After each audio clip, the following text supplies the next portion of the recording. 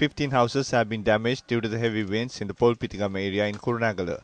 A correspondent in the area stated that heavy wind was witnessed at around 2:30 last afternoon. Meanwhile, the Disaster Management Centre said that 19 houses were damaged in the Dambulla area owing to strong wind. This is the manner in which houses were damaged in the Hatton area. Also, it has been reported that trees have fallen owing to heavy rain. The Met Department says that wind will blow between 40 to 50 km per hour owing to the southwest monsoon. It further said that the eastern province will be most affected.